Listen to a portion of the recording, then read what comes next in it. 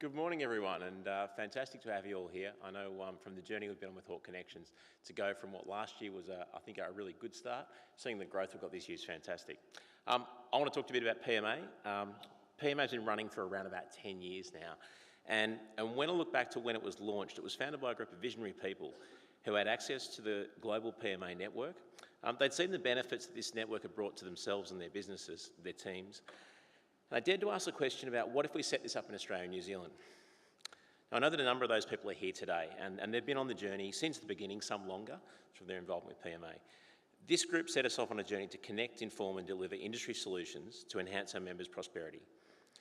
Bringing together people has always been part of this vision, so look, I hope that when they see how many people are here today talking about floral and fruit and veg, that they'd be pleased with that. I don't think that they would have thought that I'd be here sharing a story about Justin Timberlake, though. The one-time Masketeer, singer/actor, and his over 50 million Instagram followers.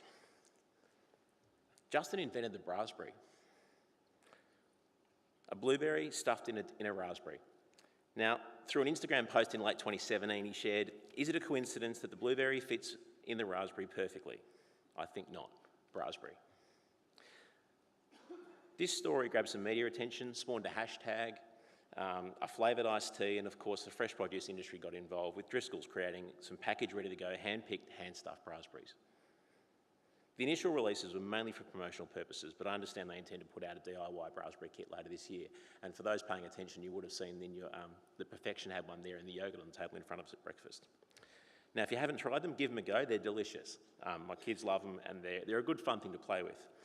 But I think beyond the hype and the celebrity of this story, I love it because it's a great snapshot of what's possible in fresh produce. Justin's 50 million Instagram followers saw some, a few snaps of raspberry online, and they saw some morning TV shots. But I see something bigger. I see all the skill and the work that went into the produce that makes the idea possible. To make this story or product possible, we needed innovation, marketing, science and talent. We needed plant breeders, farmers, food safety practitioners, logistics providers, chefs, retailers and processors, just to name a few. All out there doing their part in getting the produce from the paddock to the plate. If the raspberry story is a duck, then the fresh produce industry is a very fast set of legs under the water.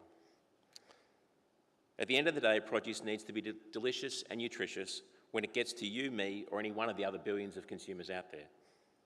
The same goes for floral, creating appealing products that bring joy to the senses, warmth to relationships, and ambience to homes and workplaces.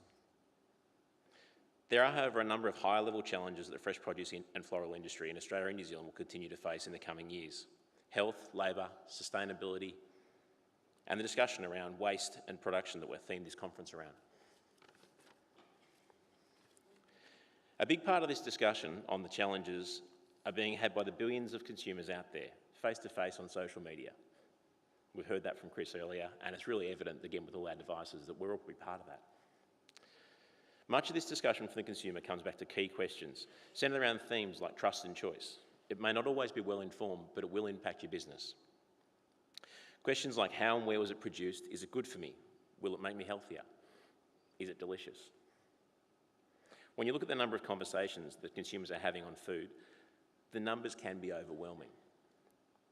Social media and TV are bursting with content on food, both good and bad. And we've got to remember that this is happening whether we want it to or not. So how can we influence this debate in a positive way? We can't control the discussions, but we can work on developing industry systems and communications and talent that will enable us to meet the needs and wants of the consumer. PMA ANZ has always had a strong focus on the need for industry to control its own destiny in this space, and it can be done. A key consumer message has to be around authenticity and provenance. Many consumers don't care. They're driven by price, regardless of other factors, but more and more consumers do care. They associate transparency with safety and traceability. So while our effort and investment in QA has additional benefits, it's not the only approach. If you check out the finalists for this year's Marketer of the Year award, you'll see a group of companies that have gone on the front foot and put their own message together to put forward products that are desirable to the consumer. To keep this focus on the commercial outcomes, at PMA we filter every decision through one question. Does it give our members and their supply chain partners access to the people and ideas that make a positive difference in their business? This filter says yes to supporting industry-specific training like our Produce Development Program, our Produce Executive Program, investigating disruptive technologies like blockchain, connecting students to industry, creating communities for our members to share ideas and expertise, and bringing in people from outside of industry to share more ideas and skills, and investing in food safety initiatives like the Fresh Produce Safety Centre. So back to where I started, and to what the instigators of PMA ANZ would think about today. I hope they think that we've captured the spirit and intent of their vision and built a space for the entire Australian New Zealand fresh produce industry, not just our members, to come together and connect with the people and ideas that will make their opportunities bigger and their problems smaller. We collectively thank those leaders for planting the seed that has grown to PMA into what we have today. Now, about 18 months ago, and look, I started my role about the time that sort of the idea of Hawke Connections was born, and we named the event rather pragmatically. Initially, it didn't quite set right, but it really has grown on me. And now I'd like to think it fits in around with a saying along the lines of success grows where connections flourish. Again, have a great conference, everyone. I'm going to sit down and join the conversation, and I hope you all enjoy that and take some learnings away from it. Thank you. Thanks, Darren.